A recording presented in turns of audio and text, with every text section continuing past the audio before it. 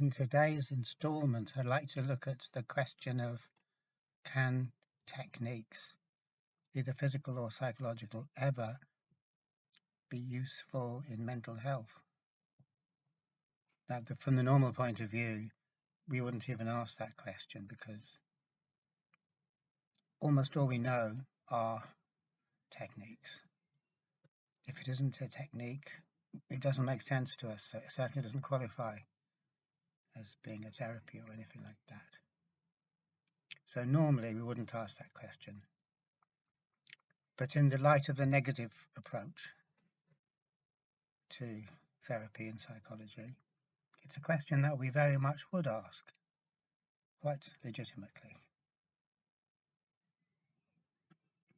And from the negative viewpoint, we would be coming at it in such an angle that we would be saying that techniques really have nothing to do with mental health. But I just want to go into it a little bit more, just to kind of explore it a bit, really. I guess techniques, either physical or psychological, can be good in the short term, in that they can make us feel better and they can kind of put something, they can enable us to deal with things maybe a bit better and introduce a bit of stability. And so definitely with a lot of techniques, we do start to feel that we're feeling better. And the reason we feel that we're getting better is probably twofold. One is because we have confidence in the wisdom of the approach. So here are people who we respect telling us that this will work or could work.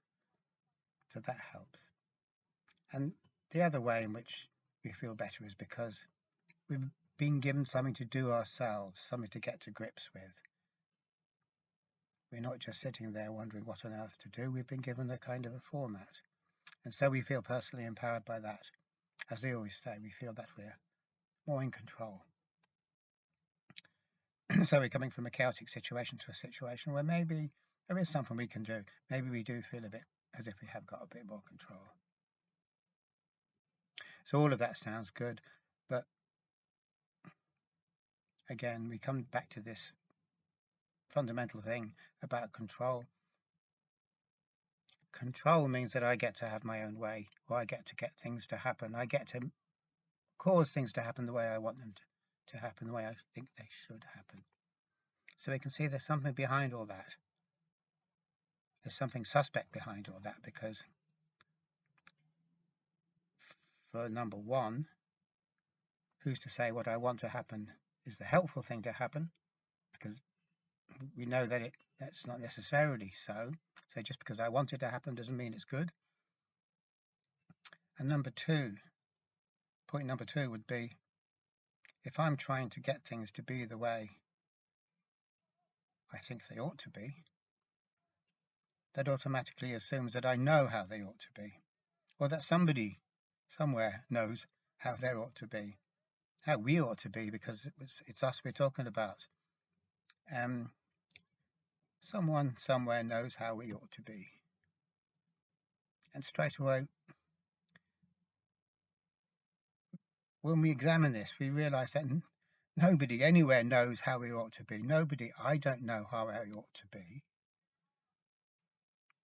And nobody knows. So the whole idea of getting things to accord with how either I or the consensus opinion or the expert opinion thinks things ought to be is a complete non-starter. So these aren't just little problems.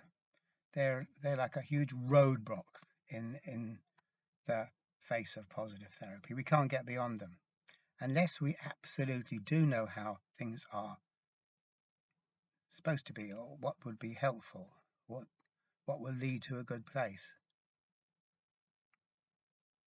then we can't control, because if we do control, all that happens is I keep hijacking the process. The process is going somewhere for sure. It does. If we sit back and watch, we will see that whatever it is that I've gone through, it does go somewhere. But if I try to take charge, I'm blocking that, because, well, I suppose we could say that it's all down to a tremendous lack of faith in the inner process, the process of consciousness itself, or the process of the psyche, that we absolutely don't trust it. And if we're going to be saved, it's going to be by our own efforts, by our own smartness. But even more than saying that we don't trust the inner process, it's a situation that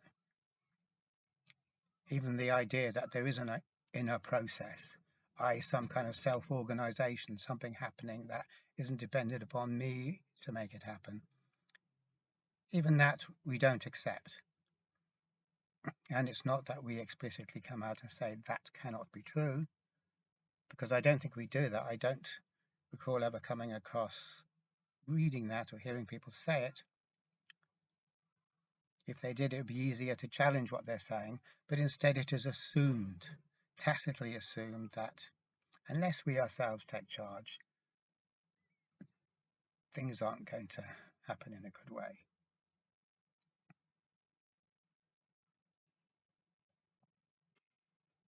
And this is quite understandable given the fact that we are a rational culture, which means we like to understand things. Like if you can come and talk to me and say, well, this is how come this happens because of this, that, and the other, and you explain it in a scientific way, I'll be okay about it. But if something happens and there's absolutely no way that you can explain to me how it happens, but you can say, well, this is the process, but I can't explain it, that sounds unscientific to us. It sounds unscientific to us because we have a very superficial understanding of science. We think science ought to explain everything.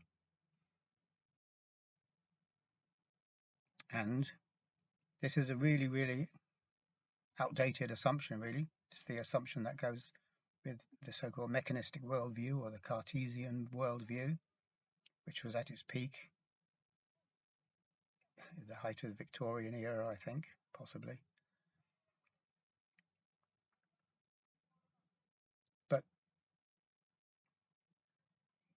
however many years we are on from then, a couple of hundred years, that's not how we see science. So science is no longer a matter of understanding everything and explaining everything. And then we can say, yeah, I've understood it. Because that implies that the core nature of reality itself can be explicitly mapped out by the thinking process. And there's absolutely no reason why that should be so. And every time we encounter something that limits our ability to know an answer in scientific terms, like Heisenberg's famous uncertainty theorem, we realize that that is when we've hit something important, when we realize that there's no actual way that we can know everything about the system. That isn't the failure of science, that's where science has actually brought us now. And I think this has been referred to as science becoming more ironic in its nature. That really science isn't something that's going to give us all the answers, but it's going to point out the limitations that we have in our ability to know. And that's a really, really important thing. When we understand that we have a limitation in our ability to know, that tells us an awful lot. It doesn't tell us that it can't be real or it can't be true because I don't understand it, which is pure hubris. Just because I can't understand it doesn't mean there's loads of things I can't understand. They carry on perfectly well without me being able to understand them.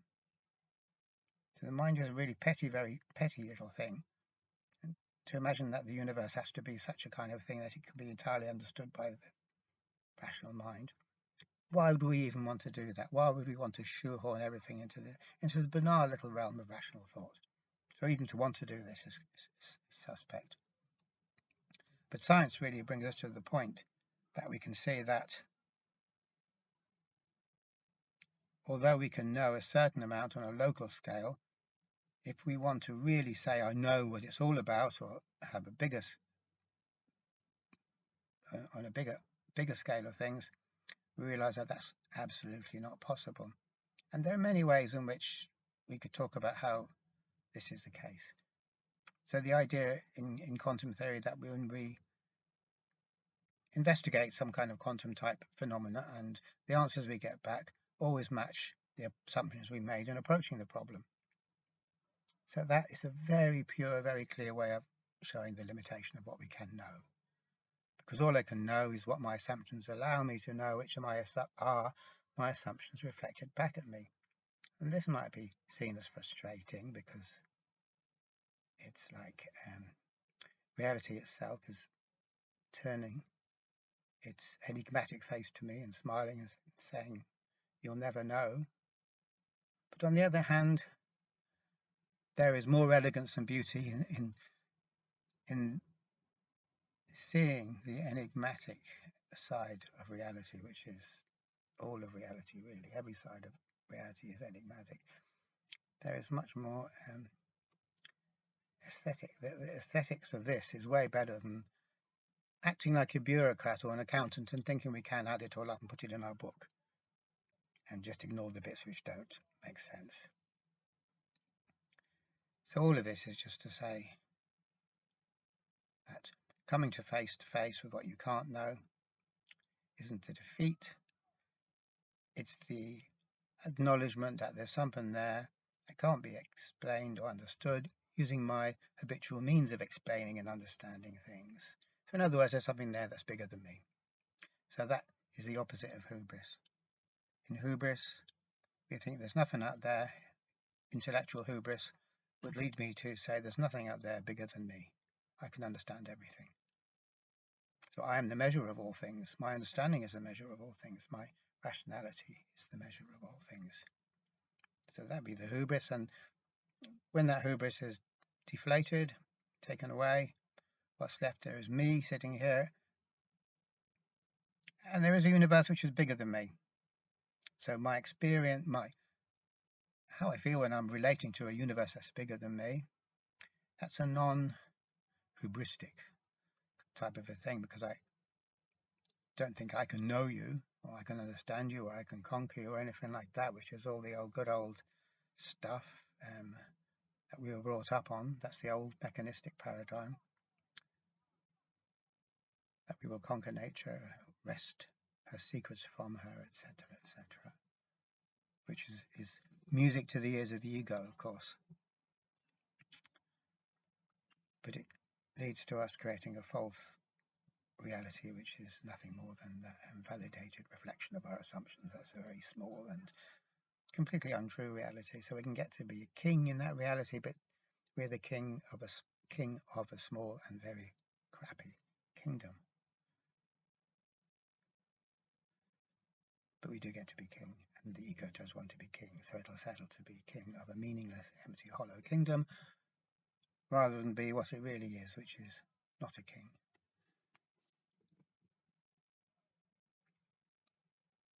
But were I to be confronted with a vision of the universe as bigger than me, what I would be experiencing would be, as J.G. Bennett says, it would be what's called awe. And awe isn't a negative experience, but it's kind of close enough, because it's close to fear, but it isn't fear, because we're actually excited and inspired and totally blown away by the prospect of being in a universe that's bigger than we are. In other words, there's mysteries there. Not everything isn't known. So when we bring all this to bear on mental health and our approach to mental health, we can see that we don't leave any room at all for what we're studying to be bigger than we are. So it's very evident in what Jung says in his way of looking at things, that the psyche, what he calls the psyche, is bigger than we are. Like we're a little tiny piece of it, that the rational mind is a little tiny piece of it, but it's very much bigger than we are. So that makes it mysterious. The contemporary psychologists have trashed Jung exactly because of this, because saying that something is bigger than we are, and we can't understand it, and we can't hope to control it or understand it, doesn't sound scientific. Because to be scientific, it has to be smaller than us, so we can map it out and totally control it and know all about it. Just like an accountant would know his figures, or a bureaucrat would know his or her procedures and protocols and all the rest of it, rules, regulations. So we're back to being this idea of being a king of an unreal kingdom. And that's exactly our situation in contemporary psychology. We get to feel as kind of puffed up as we are in the fact that we feel that we do know something, because we've reduced the actual world to this cruddy caricature of the world, which we aren't allowed to point out. We're not allowed to point that particular fact out because it spoils it rather.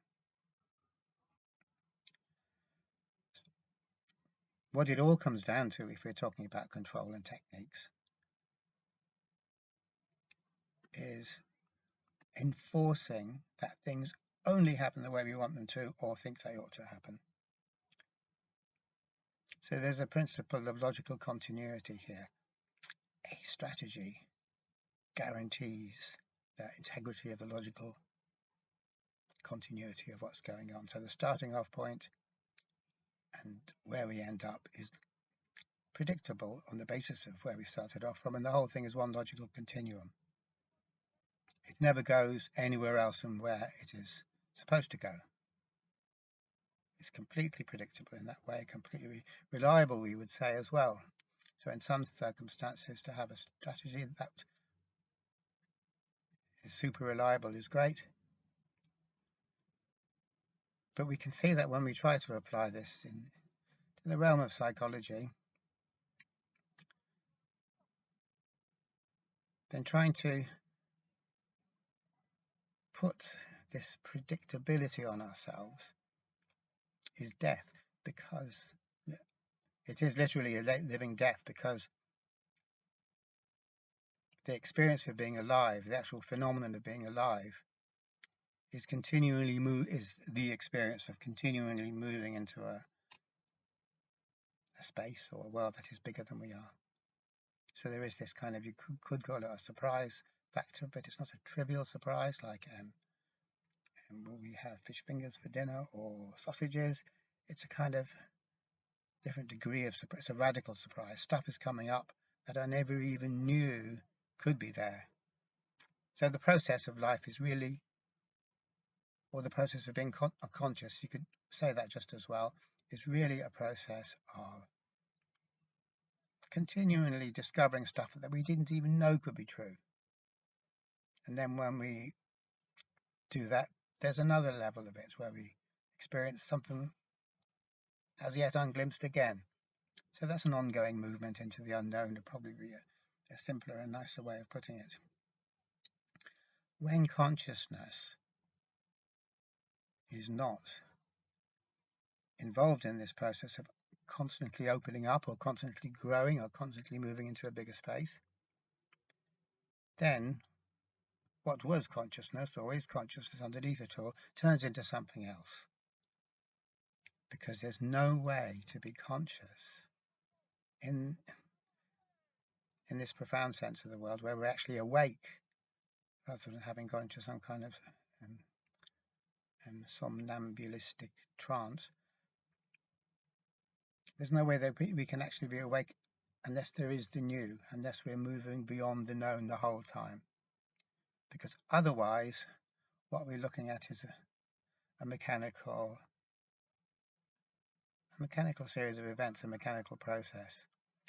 If I'm in a world that is not bigger than my understanding or not bigger than me, then then there is no new. Everything is just a rehearsal of the old, a rehashing of the old. And it doesn't take too much imagination to see that it's a horror, it's a living horror. You could just imagine were we not to be aware of it, it wouldn't be a horror. But imagine if you were to live a day and everything would be exactly the same and your thoughts would be the same. Same old stuff, same old stuff. Then that would be a life that we could not live because it would not be a life anyway. So the nature of life itself, the nature of consciousness, is that it is always moving out beyond our understanding. So if we have strategies, a strategy will never take us beyond our understanding, because the entire thing about a strategy is that it will prevent the process going anywhere else apart from where we already know about and where we have already specified. So this is how all strategies thwart the process of growth, thwart the process of us actually being conscious. I like the feeling of being in control, especially if I've had a lot of experience of things being completely out of my control. But what being in control means is that I get to perpetuate this identity that I think I am. Because the whole point of controlling, even though it's not expressed like this, is for me, i.e. the identity I take myself to be able to be in charge of the proceedings. And if this identity, which is who I think I am, is totally in charge of the proceedings, you can be damn sure the one thing that's never going to happen is anything that's going to challenge the continued existence of that identity, that self-image. So the point of controlling from a psychological point of view is to preserve the self that does the controlling. If I was able to control effectively, then I never would change. Ever. I'd stay the same forever. Okay, so there's a lot of people who would want that, and they say, well, that's what I want. I want to stay me forever. I don't want to die. I don't want to morph into someone else. And the reason we say that is because we do not realize the horror that is implicit in being stuck in this identity that never ever changes. Because the only thing about that, the process of life, that makes it worthwhile is the process of discovering that the world is a bigger place than I thought it was. And that is the same thing as discovering that I am not who I thought I was, which is absolutely extraordinarily exhilarating, but also potentially frightening. But once we get into it, like jumping into cold water, not that I personally would do that very much, but so I'm told, it is exhilarating afterwards.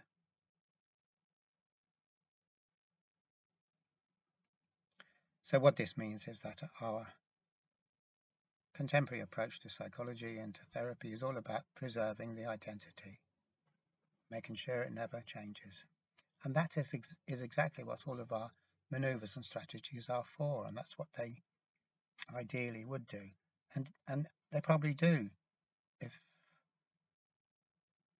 they're not completely stupid strategies, if there's kind of an internal logic to them, then I will be better at staying the same and not ever changing.